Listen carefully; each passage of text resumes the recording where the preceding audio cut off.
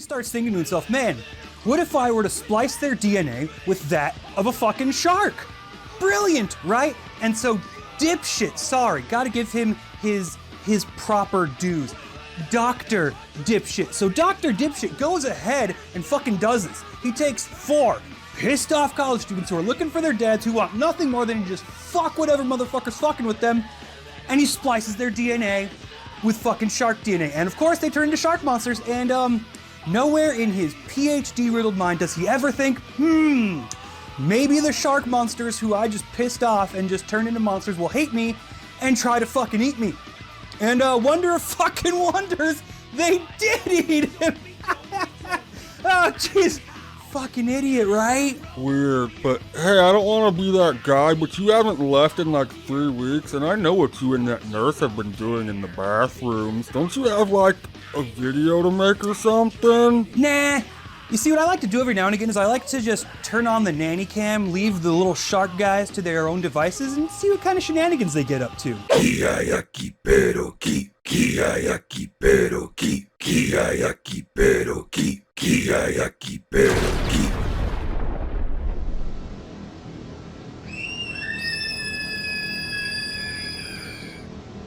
I'm actually okay with this.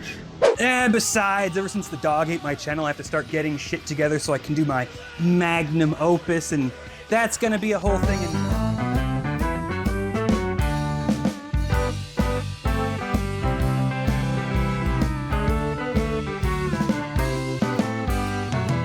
Punch! Mom!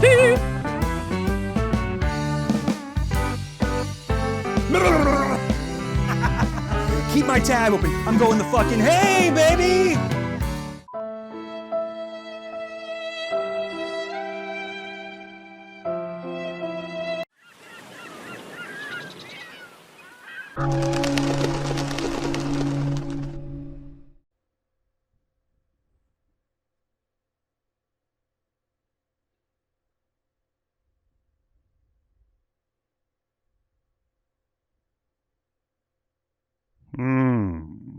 Nobody here but us sharks. Bad day, LA, my ass. It's Slamooze Day. Let's see, what shall we tackle? I know. Resident Evil Village.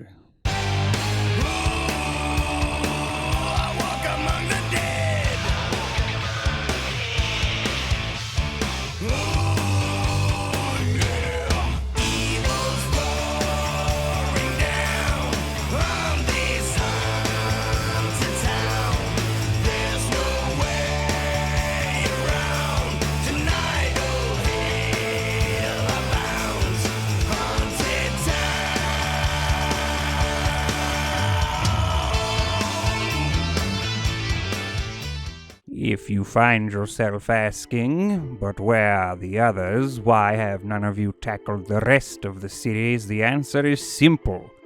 We don't like it. We here are not fans of it. We have played many, streamed some, and have no love for the series. But to sate your appetite, we can quickly catch you up.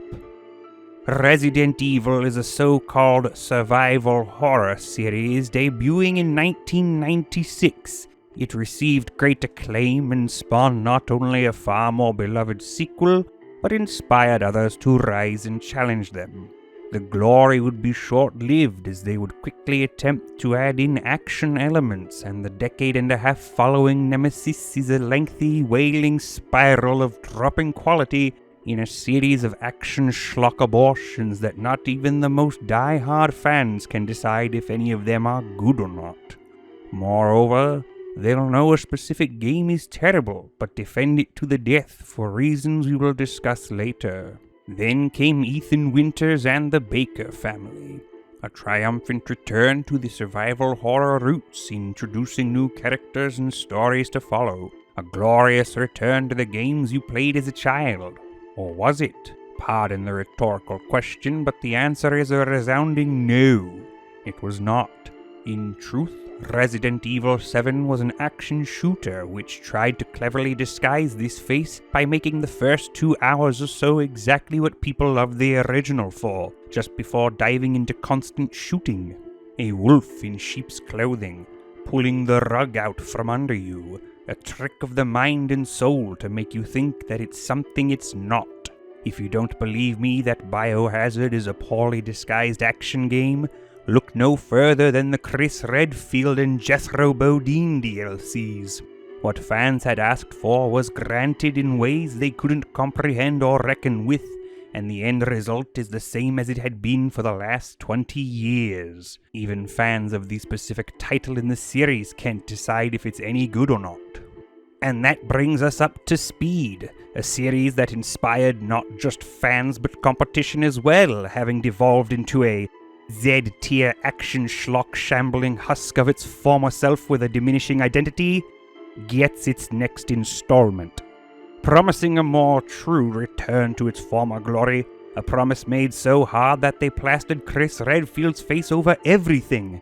Ethan and Chris would engage in the new journey to save the Winters family and get to the bottom of whatever is going on this time. Except that doesn't happen. Having put Chris on the box, the banners, and in all the trailers, he only gets about 3 minutes of screen time before the shooty bang bang style finale. The entire game is focused around Ethan looking for his daughter, discovering some secretive cult has kidnapped her, and the matriarch of such cult is planning on resurrecting her as her own daughter. Is this starting to sound familiar? Shortly after arriving in town, Ethan is greeted by men who have been transformed into muscular, incredibly hairy, blood-crazed beasts, led by an even larger one, swinging some improvised cruel weapon. To further draw back the veil, you throw in the man who spends most of his time with them, and it's painfully obvious where the inspiration is coming from. Then comes the only reason we endeavored to play this game, the 9-foot-tall man-hating vampire and her bougie palace of lusty daughters. Then the hunchbacked monster man. Then the crazed doll maker who just sits in her room playing PT over and over again. Did I mention the workshop hunter has a complete mechanical tower, and also that he's Magneto? If all of this is sounding painfully familiar, it's because Village isn't Resident Evil. What bears the title of Resident Evil 8 is instead a toy box, and a child is just ripping out whatever he gets his hands on and manically reenacting his favorite scenes from whatever happens to be in his hands at the time. The plot is the original Silent Hill with elements of the third installment sprinkled in. The enemies are Castlevania and Bloodborne, smashed haphazardly together in a completely disjointed manner in which nothing fits together, and slapping Resident Evil stickers on top. Lady Domitresque's castle is a classic Resident Evil, searching through the castle, circling back, solving minor puzzles and dodging enemies. Miss Benviento is literally just Capcom aping PT, or the PT ape Layers of Fear. You're stripped of all your gear and solve the world's simplest puzzles while loudspeakers harass you with your wife's voice, and a horror baby chases you through halls. Then you play hide and seek, an hour-long segment trying to be nothing more than a horror-themed walking simulator. Then comes the Flea Man and his fishy final form. Yet another segment where hardly a bullet is fired outside of what is obviously manufactured to keep the player from growing bored. Only one puzzle is solved, and then a boss fight happens. Then comes the arena shooter for some reason. Yes, an arena shooter segment in the middle of what you're supposed to believe is a survival horror game. Don't believe me? Take a look.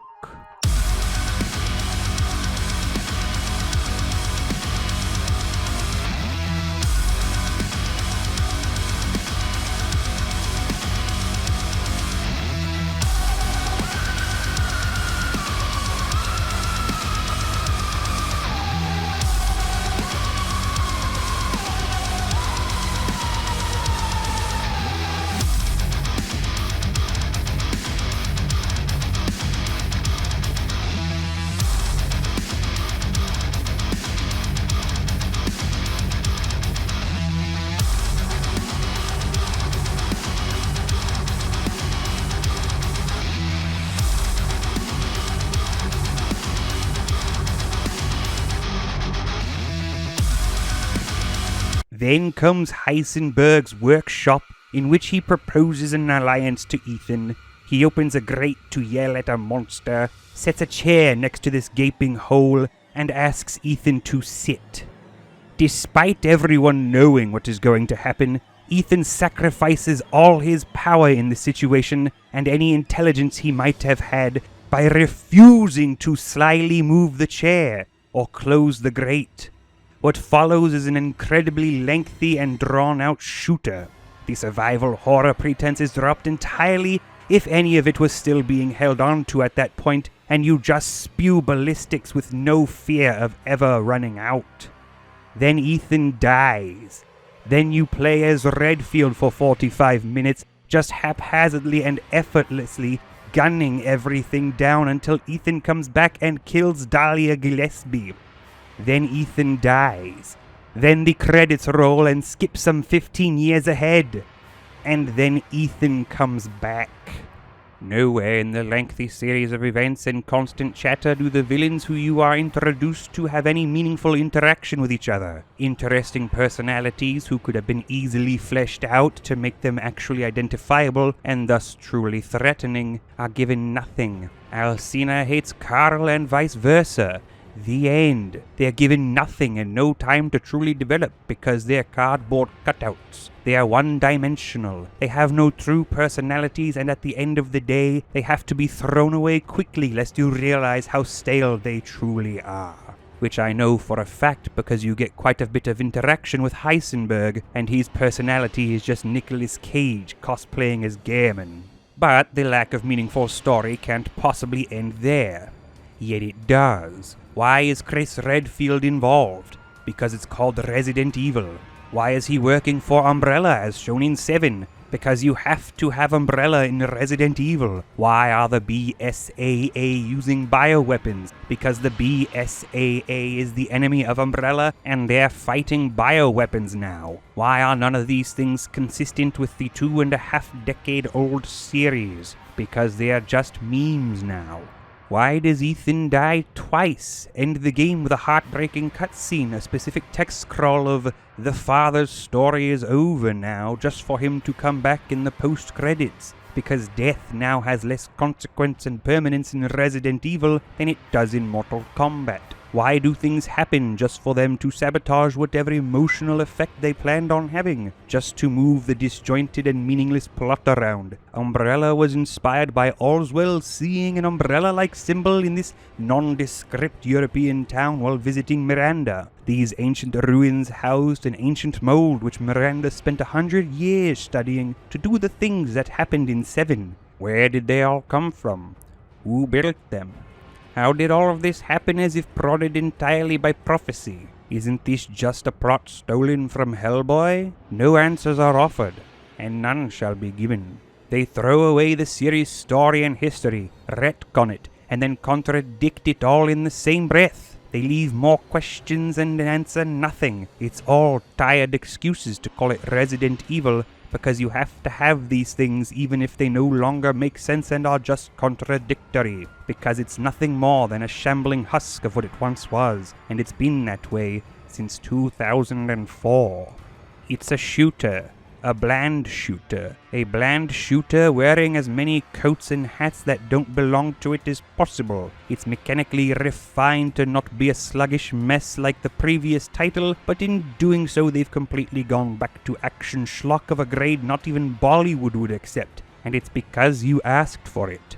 We interrupt this episode to just really drive home how piss easy this game is. On my first playthrough, going through blind, the game only managed to kill me fucking once. For reference, my third time playing through Resident Evil 7, the stream I just did, I died 14 times. So you take its sequel, its follow-up, and the only way it manages to fucking kill me through the entire goddamn playthrough is when I'm sitting there doing a shitty little puzzle with platforms that drop into the water, and I think, what happens if I dick around and just sit on this platform and it drops into the water? Will the game insta-kill me? And lo and behold, fucking wonder of wonders, it did. That's right, ladies and gentlemen, on the standard difficulty, in a survival horror game, going entirely blind, the only way the game was able to kill me was for me to jump off a cliff and dare them to fucking kill me. Less than 2 hours into the goddamn game, I'm sitting there, surrounded by enemies, and my stupid retarded lizard brain goes, hey, I wonder if we can just start circle strafing these guys, stab them to death, and take no fucking damage. And wonder of fucking wonders, 2 Electric Boogaloo, I just start dancing around enemies in a tense survival horror situation, just shanking them in their little fucking kidneys, and they can't lay a goddamn finger on me. This shit is so fucking easy. I had to hurl myself intentionally into an instant death pit and dare the game to kill me for it to present me with a single consequence of bad actions. Why the fuck is there an arena shooter segment? Motherfucker!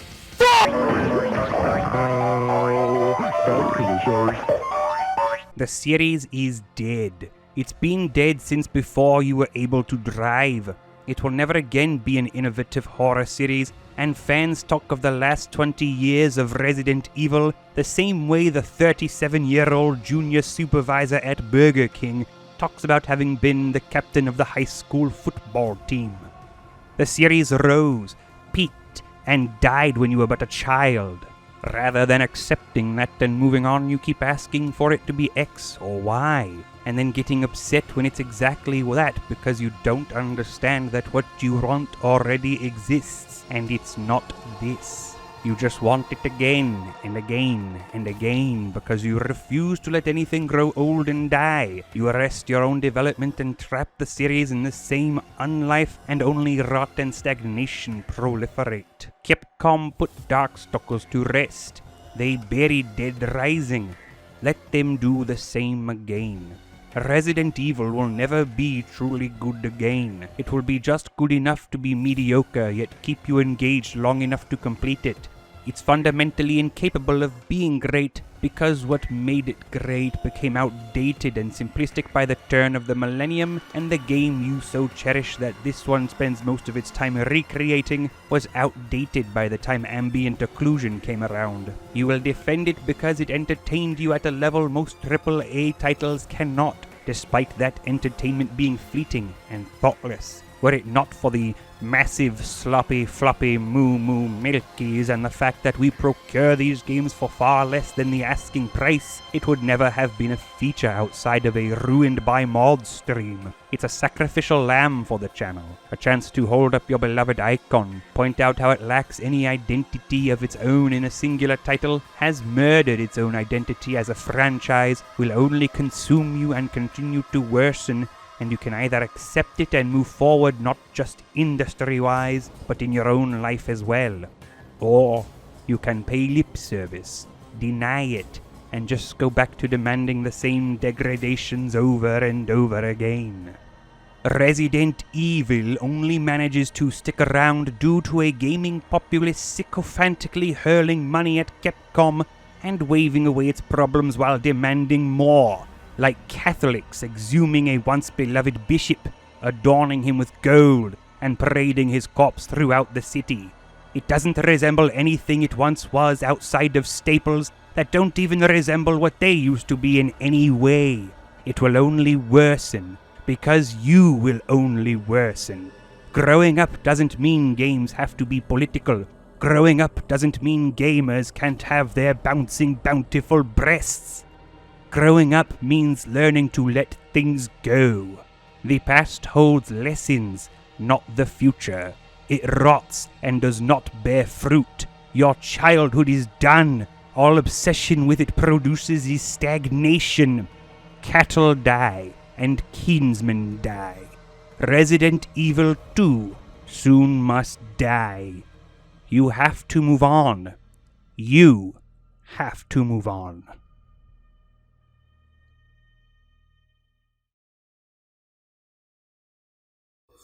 That's weird. Why is my health gauge up?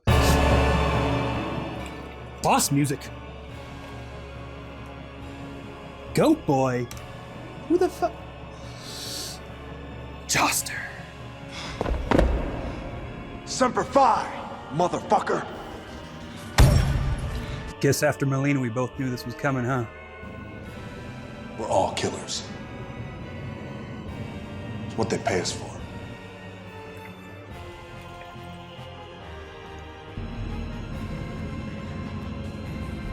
shoot me. Yeah, I was thinking about it. What you got left? Full sanity gauge. You?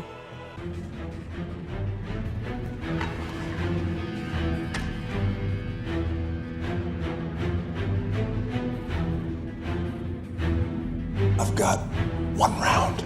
I guess it's like they say. These tits ain't big enough for the two of us. What? That was good. Fuck this shit, I'm out. That was good though. That was good though. It was good though. It was good though.